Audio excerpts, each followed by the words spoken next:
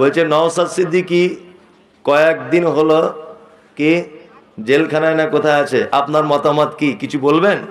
এবার রাজনৈতিক কথা বললে এখানে মারামারি লেগে যাবে হয়তো, হ্যাঁ তাই না? রাজনৈতিক ব্যাপার। তবে জিজ্ঞেস করেছে যখন, আমি পক্ষে বিপক্ষে বলছি নিরপেক্ষতার সঙ্গে এমনি একটা কথা বলে দিচ্ছি, সেটা হচ্ছে নিরপেক্ষতার সঙ্গে নওশাদ সিদ্দিকী যদি কোনো মসজিদের ইমাম সাহেব যদি হতেন আর ওনাকে যদি অ্যারেস্ট করতেন, অবশ্যই পশ্চিমবাংলাতে সর্বপ্রথম আমরা আন্দোলনে নেমে যেতাম যে সরকার অ্যারেস্ট করলো কেন। নওশাদ সিদ্দিকীকে আমি ভালোবাসি, তবে তিনি যে পর্যায়ে অ্যারেস্ট হয়েছেন রাজনৈতিক পোশাক পরে, এই জায়গায় আমাদের কিছু করার নেই। কি বললাম বুঝলেন না? উনি রাজনৈতিক পোশাক পরে পুলিশ ওকে অ্যারেস্ট করেছে, এটা রাজনৈতিক ম্যাটার, এতে আমাদের কিছু করার নেই। তবু ওনারা বলছেন, চিল্লামিল্লি করছেন, কি বলছেন যে কলকাতায় 1 তারিখে আমরা অচল করে দিব। তোমাদের ডাকে কে যাবে আমি তো জানি না, রাজনৈতিক ম্যাটার, ওখানে আমি যেতে যাব কেন? যাওয়ার কোনো দরকার নেই। হ্যাঁ, যারা ওই রাজনীতির সঙ্গে যুক্ত, ওই রাজনীতিকে যারা ভালোবাসে তারা যাবে, এখানে জিজ্ঞেস করার কিছু নেই। নওশাদ সিদ্দিকী ব্যক্তিগত লোকটা ভালো না খারাপ এটা আমার জানার দরকার নেই, তবে আমার আফসোস এই জায়গাটায় চরম ভাবে আফসোসটা হচ্ছে এই, আপনাকে একটা জিনিস বোঝানোর জন্য বলছি, ভারত আর পাকিস্তান ম্যাচ হচ্ছে, আপনি কাজ সাপোর্ট করবেন? ভারতের, তাই তো? এবার আপনাকে একটা কথা বলছি, আপনার দেশ বলে আপনি সাপোর্ট করবেন, তাই তো? এবার বলুন তো, পাকিস্তান আর বাংলাদেশ খেলা হচ্ছে, কাজ সাপোর্ট করবেন? দুটোই মুসলিম দেশ না, যে দেশ ভালো খেলবে তার সাপোর্ট করতে হবে, তাই না? কারণ দুটোই মুসলিম দেশ, যে ভালো খেলবে আমরা এই জায়গাটা তার সাপোর্ট করব। আর ভারত পাকিস্তান যখন খেলা হবে আমরা দেশের নাগরিক হিসাবে সাপোর্ট করব কাকে? ভারতকে। কিন্তু দুটোই যখন মুসলিম দেশে যখন মারাত্মক ন্যাশনাল ক্রিকেট খেলা চলছে, আমরা অবশ্যই যে ভালো খেলবে তার সাপোর্টে আছি। তা যেখানে মারামারিটা হচ্ছে আমার বাড়ির পাশেই, ভাঙর মারামারি, দুটো দলই কিন্তু মুসলমানদের ছেলে, এও হচ্ছে নওশাদ মুসলিম আর ও হচ্ছে আরাবুল। কি বললাম বুঝলেন না? সরকার নীরব, সরকার তো ভালো ভাবে ভাবছেন যে তোরা মারপিট করছি, যা পারবি কর, আমি কেন আজে বাজে করে বকতে যাব? কি বললাম বুঝলেন না? আমি রাজনৈতিক মাইন্ডে বলছি না, আল্লাহর কসম, আমি নিরপেক্ষতার সঙ্গে বলছি। কথা হচ্ছে এই, এরকম করতে করতে করতে করতে আমাদের মাঝে একটা বিভেদ এবং আমাদের মাঝে একটা শত্রুতা, আমাদের মাঝে আস্তে আস্তে মানুষ সব মার্ডার হবে, কচু কাটা করে শেষ করে দেওয়া হবে। এই যে মুজাফফরনগরে মারামারি হলো, এই যে আসামে মারামারি হলো, অন্য কেউ মারতে আসেনি, সব মুসলমানরাই মারামারি করে মরেছে। কি বললাম বুঝলেন না? মুসলমান মারামারি করে মরেছে। কি দরকার ছিল? কিছুই দরকার ছিল না। আজকে যখন গোটা পশ্চিম বাংলাতে, আমি পক্ষে বিপক্ষে নয়, আমি বিরুদ্ধেও নয়, আমি জাস্ট কথাটা আপনাকে তুলে দিলাম, কোন গাছ যদি ফল দিতে না পারে কেটে দেওয়াটা বোকা লোকের পরিচয়। কোন গাছ ফল দিতে পারছে না, একটা আম গাছ কেটে দেবেন না, গাছটা রেখে দিলে চৈত্র মাসে অন্তত পক্ষে তার ছায়াতে 5 মিনিট বসে আরাম করতে পারবেন। কি বললাম বুঝলেন? তা বর্তমান সরকার উপকার করেছে কি ক্ষতি করেছে আমি পক্ষে বিপক্ষে বলছি না, আমি বলবো উনি অন্য থেকে তো ভালো। আমি খারাপ ভালো মন্দ বলছি না। বিজেপি যদি চলে আসতো পশ্চিম বাংলাতে অবস্থাটা কি হতো বলুন? অবস্থা কি হতো? মসজিদ মাদ্রাসা সব তালা পড়ে যেত এতদিন।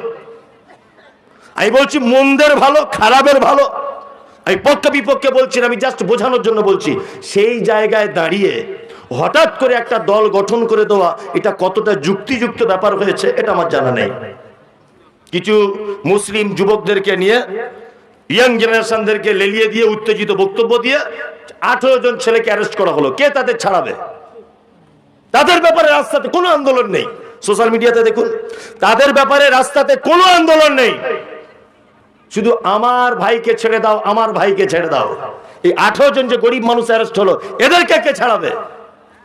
আজও পর্যন্ত এটা আপনারা খবর জানেন না, সারা পশ্চিম বাংলাতে 112টারও বেশি ছেলে নূপুর শর্মার আল্লাহ নবী সাল্লাল্লাহু আলাইহি ওয়াসাল্লামের বিরুদ্ধে কথা বলার কারণে যে রাস্তা অবরোধ করেছিল, বেলডাঙ্গাতে রেলে আগুন লাগিয়ে দিয়েছিল, রাস্তার ট্রাকে আগুন লাগিয়েছিল, এই কারণে যে 112টা মুসলিম নিরীহ যুবক তারা আজও পর্যন্ত জেলখানাতে আছে। কোন বাপ তোমার ছাড়াতে যাবে তাদের? কে ছাড়াবে? সামান্য একটা রাজনৈতিক দল করে মুসলমান যুবক ছেলেগুলোকে যেখানে আপসে গ্রামে গ্রামে মারামারি অ্যারেস্ট করিয়ে দিচ্ছে। কি দরকার ছিল? মুসলিম বুদ্ধিজীবী মঞ্চ থেকে আলোচনা করা উচিত ছিল। এটা ভারতবর্ষে অনেক মুসলমান আছে, পশ্চিম বাংলাতে বুদ্ধিজীবী মঞ্চ করে আলোচনা করা উচিত ছিল যে আমরা মুসলিমরা একটা এককভাবে দল করতে চাইছি। হঠাৎ ডিসিশন নিলে এরকম হবে। তা কেন অ্যারেস্ট হয়েছে ওসব ব্যাপারে বলতে পারবো না। উনি রাজনৈতিক লোক, ধর্মীয় নেতা যদি হতেন, আপনাদের মসজিদের ইমাম সাহেবকে যদি অ্যারেস্ট করতেন, অবশ্যই আমরা দিনাজপুর থেকেও রাস্তা অবরোধ করে বসে থাকতাম। কিন্তু উনি রাজনৈতিক তকমা দিয়েছেন। এক আর একটা কথা মাথায় রাখবেন, আমি মমতাজুল ইসলাম খুব ছোট বিদ্যা বুদ্ধিতে বলে যাচ্ছি। 11 জন করে 12 জন ফুটবল প্লেয়ার ফুটবল খেলে, বলে খুব জোরে জোরে লাথি মারছে, খুব জোরে জোরে বলে লাথি মারছে। তা বলটা আমি রাস্তা দিয়ে যাচ্ছিলাম, আমার কাছে এসে পড়লো, এটা বোঝানোর জন্য বলছি। আমি বলটাকে ধরে চুমু খেয়ে বললাম, হে তুই কত নিষ্ঠুর, তোকে সবাই লাথি মারছে, বল কি অপরাধ করে জন্ম হয়েছিস যে তুই সবাই লাথি মারছে? যেখানেই যাচ্ছিস তোকে লাথি মারছে, যে দলের লোক লাথি মারে। বল আমাকে বলছে, হুজুর এই 11 জন করে 22 জন যুবক ছেলের গুণালিকে ফাটিয়ে রক্ত বার করে দিতাম, শুধু এক জায়গায় আমি দুর্বল, আমার ভিতরে হাওয়া ভরা আছে। যদি পাথর ভরা থাকতো না, ছাঁটিয়ে লাল করে দিতাম ওদেরকে। কি বললাম বুঝলেন না? তা আমাদেরকে মুসলমানদেরকে শুধু রাজনৈতিক পার্টির কিছু মানে লোক এবং ব্যবসা কারণেওয়ালা কিছু অসাধু লোক মুসলমানদেরকে ঠিক ফুটবলের মতো করে ব্যবহার করছে। এর আগে আমাদের রাজ্যের একজন মাননীয় মানুষ ছিলেন, খুব সম্মানীয় মানুষ, সিদ্দিকুল্লাহ চৌধুরী, আমি নাম বলেই বলছি। মুসলিমদেরকে নিয়ে নানান রকম সংগঠন, মিটিং মিছিল সবকিছু করেছেন, জীবনে কোথায় জিততে পারেনি। লাস্টে সব ছেড়ে দিয়ে মমতা ব্যানার্জির কাছে এসে কোন এক জায়গায় এমএলএ হয়ে একটা গ্রন্থগার না কিসের মন্ত্রী পদ দিয়েছে, চুপচাপ সবুজ বাতি গাড়িতে বসে বসে ঘুরছে, চুপ। আর যতদিন না পর্যন্ত পদ না পেয়েছিলেন ততদিন মুসলমানদেরকে শুধু ডেকেছে, কলকাতা ব্রিগেডে নিয়ে গেছে আর মিটিং মিছিল করেছে। তাহলে ও তো নীলবাতি গাড়িতে ঘুরছে, আপনি কি পেলেন?